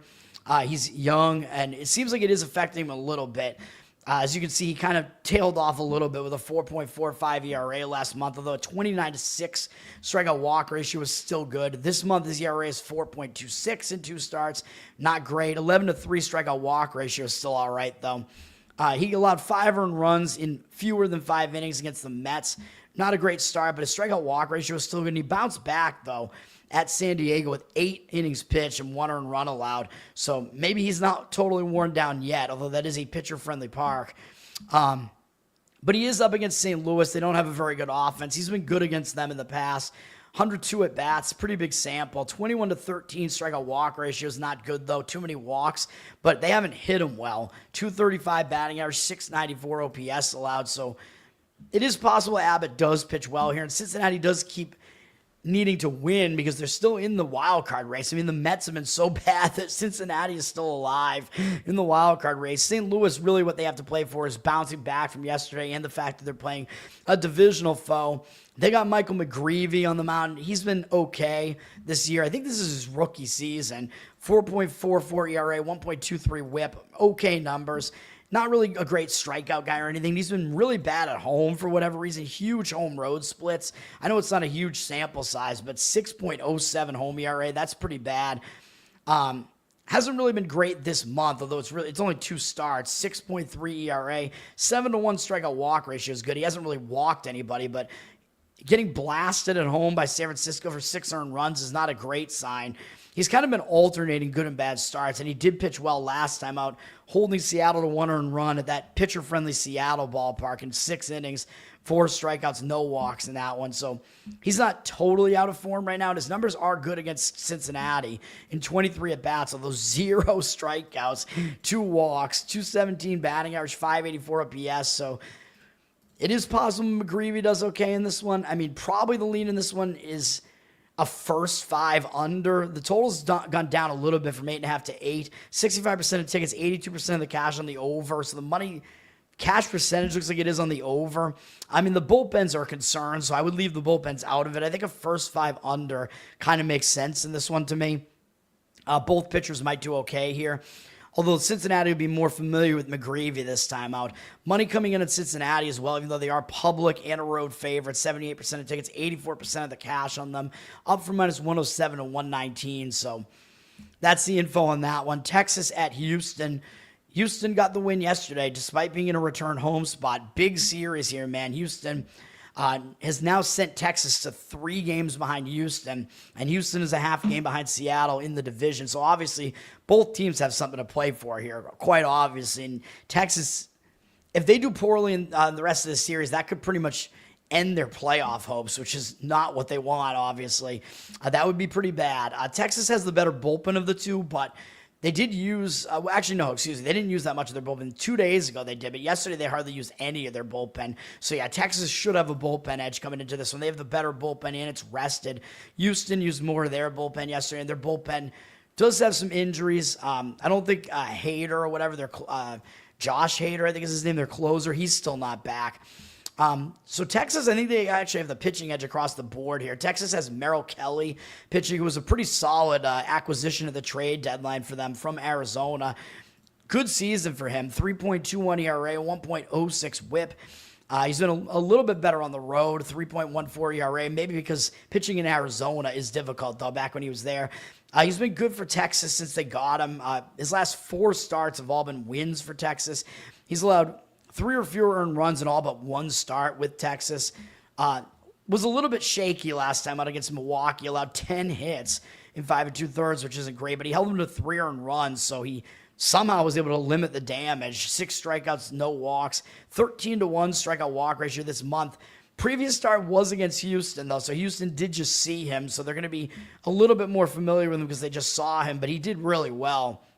It was in Texas, though, a pitcher-friendly park there. 7 innings, though, 1 earned run allowed him, 5 hits, 7 strikeouts, 1 walk, so he did well, and he has a 2.84 ERA. This month, which is good. Overall, his numbers against Houston, not just in that start, they are really good. In 69 at-bats, 13-3 strikeout-walk ratio, 188 average allowed, 469 OPS. Kelly has done well against them, and he's going up against AJ Blue Balls pitching for Houston here. You're gonna get blue balls because Houston's gonna make it look like they're gonna win the game for you, and then they're gonna lose. That's what's gonna happen. Blue Ball does have good numbers: 2.45 ERA, 0.91 WHIP, and he is a little bit worse at home, 3 ERA, but I don't know how much you can look into his statistics because he's not going to go that deep into this game, I don't think. Although he has had 1 5-inning outing this year. He actually hasn't pitched that much this year. It looks like he was injured for a lot of the year or something, and then he came back in August. And generally, you're probably going to get about 3 innings out of him would be my guess in this one. So again, I guess we'll see what happens here. He hasn't allowed a run this month, though, so he is pitching pretty well.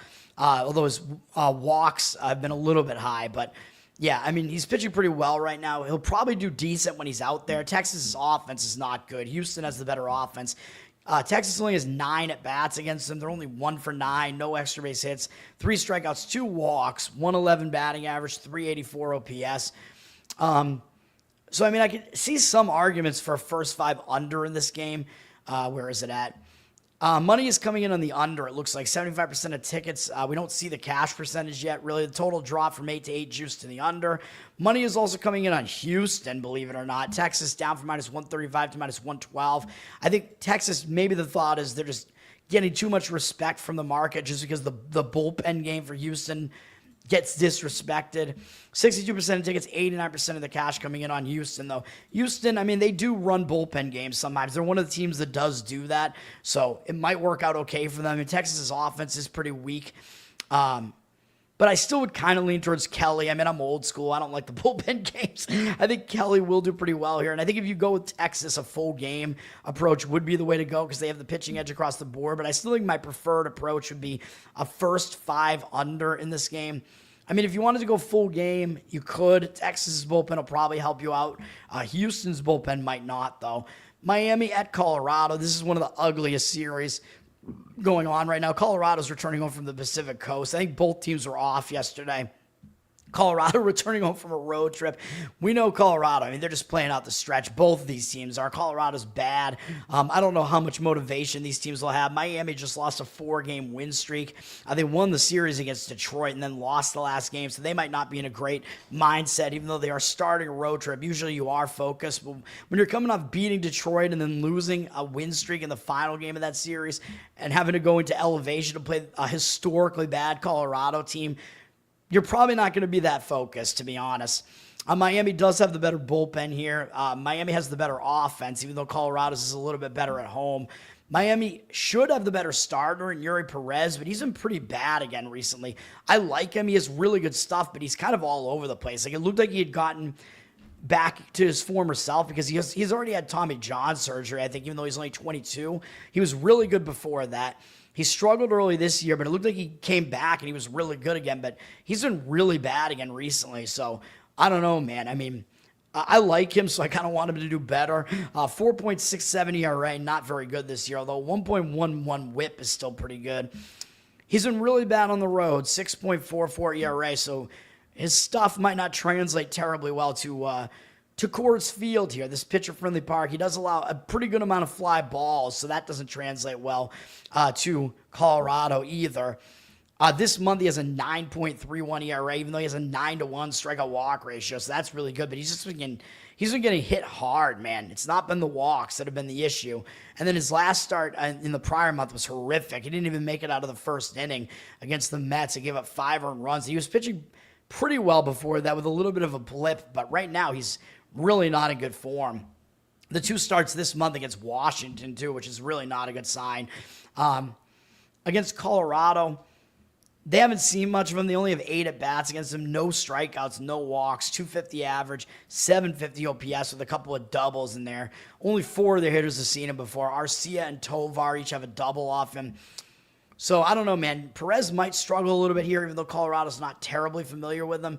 He's just not in good form. Kyle Freeland is pitching for the Rockies. 4.97 ERA is better than most of their starters, if not all of them. 1.46 ERA. Whip is definitely too high, though. Putting too many guys on base. He is worse at home. I mean, it's Coors Field. So, again, makes sense. 5.82 ERA at home. He's actually been surprisingly good this month, though. Across 3 appearances where he didn't do well against San Francisco, didn't even get anybody out. But he had an 8-inning shutout against San Diego in Coors Field with 10 strikeouts and no walks, which is pretty insane. And then he followed that up, allowing only 1 earned run to the Dodgers in 5 2/3. It looks like the fielding kind of failed behind him and didn't allow him to get further into the game because they had multiple unearned runs against him there. 5 strikeouts, 1 walk. So he has a 1.98 ERA this month, 15-1 strikeout walk ratio, and he's actually allowed 3 or fewer earned runs in all but 1 outing, going all the way back into through August 12th. So Freeland is actually pitching a little bit better right now, man, under the radar. His numbers against Miami are not great, though. In 29 at-bats, 6-1 strikeout walk ratio, 310 average, allowed in 713 OPS. That's not very good. So, I mean, a lot of different factors in this game to consider. I mean, it's kind of ridiculous. It's very difficult to figure this game out. Miami has 70% of tickets. Of course, they're going to be public. I mean, the bettors will never want Colorado. 92% of the cash on them. They dropped a little bit from -138 to -136. I could see the argument for Colorado in the first 5 innings here, man, that Freeland might be able to duel Perez because he's in the way better form right now. I wouldn't do it full game because their bullpen is so bad. Total drop from 10.5 to 10. 71% of tickets, only 69% of the cash on the over. I could see the argument for that if you think Perez is actually going to bring his solid stuff this time. I do see some arguments for an under, but I would only want to do it in the first 5 innings probably, though, because even though the bullpens are rested, Colorado's stinks. And speaking of bullpens that stink, Arizona is playing San Francisco here. Arizona got the win yesterday, 8-1. That was a 1-1 game late into the game, so Tang actually didn't even pitch that bad for San Francisco yesterday. San Francisco, they got to be feeling like they're probably out of it now. Both of these teams are just kind of, I think, playing out the stretch at this point, even though they're not technically eliminated. It's a game where they'll still both show up because they're jockeying for position in the division, like just for pride, I guess, especially San Francisco. You know, they're always playing for pride. San Francisco might be a little bit angry after losing 8-1, yesterday. So I did think Arizona was the right side in the game yesterday, despite the fact that they were returning home from a road trip. I thought they had the better starter on the mound, although surprisingly, it was Arizona's bullpen that actually won the game against San Francisco's bullpen, which makes no sense because San Francisco's bullpen is the considerably better bullpen. Coming into this game, Arizona's bullpen is fairly rested, though, and San Francisco's is way less rested. So even though San Francisco has the better bullpen, the bullpen rest scenario is not in favor of them. So that kind of negates their bullpen edge. Arizona still has way better offense, even though they traded away a couple of their hitters. Their offense has still done pretty well. San Francisco has not decided on a starting pitcher, so it makes this game really difficult to handicap. And Eduardo Rodriguez is pitching for Arizona. His season hasn't been great, 4.98 ERA. He's gotten his ERA down recently. 1.55 ERA is still way too high, way too many guys on base. He's been worse at home, 5.28 home ERA. He's been better over his last 3 starts, though. He's allowed 1 earned run total over his last 3 starts at the Dodgers, home against the Red Sox, and then at San Francisco. So he did just face San Francisco, so they did just see him, but I think they're familiar with him anyway. But this month he has a .73 ERA and 10-4 strikeout walk ratio. His walks are still too high. I mean, he's walked 2 or more in his last 3 outings, even though they were all good outings. Like I said, he allowed 1 run combined across the 3 outings against good offenses in 2 of the 3 starts. San Francisco's being the one that isn't good. His numbers, I mean, he has pretty good numbers overall against San Francisco. It's not just that 1 start, so I don't think the fact that they're facing him again right away matters that much because they're already familiar with him. 69 at-bats, nice. 22-6 strikeout walk ratio, pretty good. A 232 batting average, 714 OPS allowed. He's got solid numbers against San Francisco. And again, he is in better form right now. So I don't know what San Francisco is going to do here. Like, it might be a bullpen game. It might be something pretty ugly here. So I'm not sure that San Francisco is going to bounce back in this one, man. We got Arizona just sitting around minus 125 right now on the money line. I mean, you could maybe take a shot with Arizona in this one. I wouldn't really necessarily disagree with it. And then we have Philly at LA, the Dodgers, to finish this off. This is a big series as well. Dodgers still trying to fight in the division. I think they have more to play for because Philly has a huge lead in their division. I thought the Dodgers were going to win yesterday, and that was not the case. Philly, I thought it was a better spot for the Dodgers for the most part because Philly was having to travel cross-country with no time off, which is never really that easy. Philly, they're still fighting like they want to get the 1 seed, man. It's crazy. Philadelphia's been playing some good baseball here. Even without Zach Wheeler, they're still playing well. They only lost 1 game in their last, how many games is that? They won 7 of their last 8, including a big win yesterday, although it might mean the Dodgers might bounce back here. Interestingly, if you went with starting pitchers must start, which is usually what you want to do in baseball, that's how you want to bet it because you want the starting pitchers that are listed to be the starters because it's part of the handicap. LA didn't start Sheehan yesterday. I mean, he's a good young pitcher, man, but he was actually a follower. They actually put an opener in front of him for the first inning, and then Sheehan pitched. And I don't think he was that bad. I think it was the bullpens that gave up most of the runs in that game last night, if I'm not mistaken. And, of course, both of these bullpens are pretty lousy, so neither bullpen is good. The Dodgers bullpen is actually the slightly better one. The Dodgers used a little bit more of their bullpen yesterday, so the bullpen usage not very good here. I would fade the bullpens in this game, but the starting pitching is a decent starting pitching matchup. Christopher Sanchez is pitching for Philly. I mean, he's been their best starter now that Wheeler is gone. He might have been debatably better than Wheeler this year anyway. He's been really good this year. 2.57 ERA, 1.11 whip. The only issue is Sanchez wearing down because he is now thrown more innings than he's ever thrown before. He's gone almost 1 inning above what he did last year, which was the most innings that he threw. So is he wearing down at all? I don't know. He's a little bit worse on the road, 2.87 ERA on the road, but he doesn't show signs that he's wearing down yet because he's allowed 1 earned run each in his last 3 outings, going at least 6 innings in all 3. He's been completely on point, 19-2 strikeout walk ratio with that span. Excellent starts. 2 were against kind of weak offenses, Atlanta, Miami. But then he did pitch well against the Mets, too. So Sanchez, I mean, he's still on point right now. He's really good. His numbers against the Dodgers are mediocre in 74 at-bats, 17-5 strikeout walk ratio, 257 average, allowed 736 OPS. I mean, I would still lean towards Sanchez pitching well in this game, though. I mean, that is what he's been doing almost every start. He's going to go up against Shohei Ohtani, who I think is not started. I think they skipped him in the rotation the last time out. He's been in the starting rotation for a bit now. I think he did go 5 innings once, but I think they kind of rushed him a little bit maybe because he hadn't pitched in like 2 years. So they were trying to ramp him up. They had him pitching 1 inning, then 2 innings, then 3. So they did it kind of the right way, but I think they kind of then still accelerated it too fast. And once he started going like almost a full starter's workload, it wasn't as good anymore. So we can see it here. I mean, I hate how ESPN does this because you can't see the batter versus pitcher stats with him as a pitcher because they have him listed as a DH again right now just because he hasn't pitched in 11 days now. He did bounce back, though. He had a bad start at Coors Field and one at Anaheim before that. But he went 5 innings against Cincinnati, and actually it was good. 9 strikeouts, 1 earned run in that one. And then he shut out Baltimore over 3 2/3 last time. I don't know if maybe he got hurt in the game or something. That's why he exited that game early. That's possible. Because I think he was pitching well. He was probably going to go the 5 innings again in that one. So he probably will actually go basically a starter's workload in this one. I don't know what his numbers are against Philly, though, and Philly has a good offense. Both these teams have good offenses. Dodgers hit really well at home. I'll give the Dodgers the offensive edge. They do have it slightly anyway. Again, this is another tough game to handicap, man. I mean, Ohtani has pitched well when he's been out there. An under might make sense in the first 5 innings here, but it's going to be a low total. It's at 7.5 juice to the under on the full game.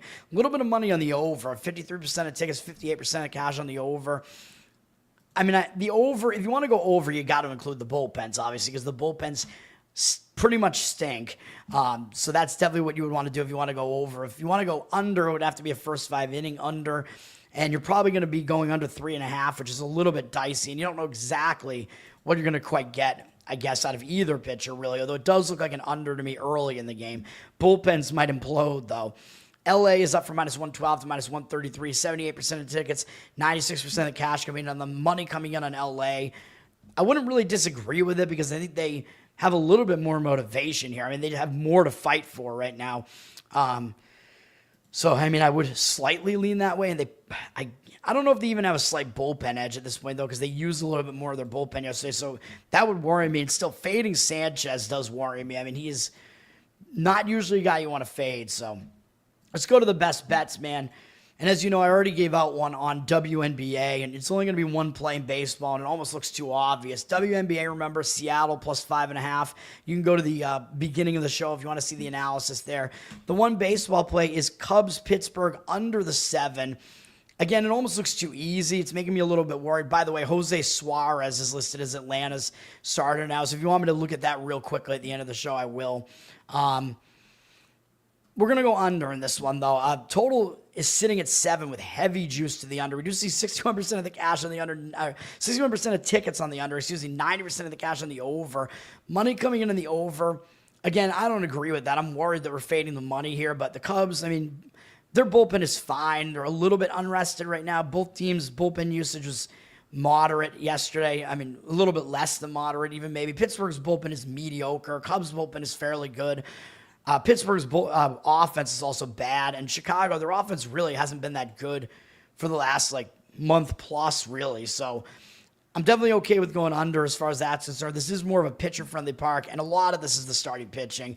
Cade Horton is pitching for the Cubs. He's been really good for them. 2.7 ERA, 1.11 WHIP. He's thrown 110 innings, so you got to worry, is he wearing down a little bit? Because he is a rookie, so how far can he go? He's not used to doing this, but he hasn't shown signs of wearing down yet, really. 3.75 ERA on the road. I know we're going against that. He's a little bit worse on the road, but he's still been really good this month. 2 starts, both against Atlanta, though. 8-1 strikeout walk ratio, 0.79 ERA, really good. Allowed 2 or fewer earned runs in every start, going all the way back through into the beginning of July, basically, and allowed 1 or fewer in all but one of those starts. And he is facing the worst offense in baseball. Cubs have the way better offense here. Horton against Pittsburgh, 14 at-bats, so they're not that familiar with him. 3 strikeouts, 1 walk, 214 batting average, allowed 552 OPS. So he's done well against them. And then, of course, he's going up against Paul Skeens. You're probably not necessarily going to get value on an under in a matchup like this, but it seems like an under to me, man. Skeens, I know he's been a little bit limited because they don't want to burn out his arm and they have nothing left to play for. They probably would like to beat the Cubs, though, if they can. Skeens, obviously, really good season for him. 1.92 ERA, 0.92 WHIP. He's better at home. 1.54 ERA at home. Hasn't given up a run in his last 2 outings this month, including one against the Dodgers. 16-1 strikeout walk ratio over that span. He's typically going about 6 innings in most of his starts at this point. He's allowed 2 or fewer earned runs in his last 5 outings, 1 or fewer in his last 4. I mean, we get it. Skeens is really good. He's good against the Cubs, too, in 75 at-bats. 28-10 strikeout walk ratio is too many walks, but 7 of them are Happ and Bush, so he kind of just pitches around them a little bit, I guess. 213 batting average, 666 OPS, which I know is evil, but his numbers are good, so I'm not going to overthink this one. I'm not going to overthink it, pun intended. We will go under in that one and hope that it gets there, man, because it looks like the money is coming in against it. But that looks like it's one of those ones that looks so obvious, but I love the starting pitching matchup. And I'm just the numbers is all kind of indicated. So under in that one. And then again, WNBA, Seattle +5.5. And once again, Cubs, Pittsburgh under the 7. That's going to do it. Learn to Toad on Twitter and Instagram. Like and subscribe to the YouTube channel. Bettor Off Dead, baby. We're on audio. If you can listen on there, the ads are monetizing me there. So give me a good review on there. Apple, Spotify. Covered in Uke, my ukulele project on YouTube. I'm going to start doing some live requests, I think. Live request hours there where I just mess around. And then you can kind of see, kind of like what Ass Butt does on his show. And you can kind of see just how the cake gets made. Is that I don't know. Is that the term? I don't even know. How it gets baked, that doesn't sound right. Whatever it is, you'll be able to see me working through that. I'm going to start doing that maybe on a weekly basis. I don't know. And then patreon.com/learn to toad. And you can support me on there if you would like to, and you get some bonus Uke content. I'm keeping the Spotify feed up to date again, man. I got most of the recent Uke covers that I've gotten there up there because there's a Uke Spotify feed there. But anyway, thanks, guys, for hanging out. Curtis, Nate, Fernando, thanks for hanging out, guys. I'll be back again tomorrow. I guess we'll have a Wednesday slate with mostly baseball again and some WNBA probably. Peace for now. Have a good Tuesday.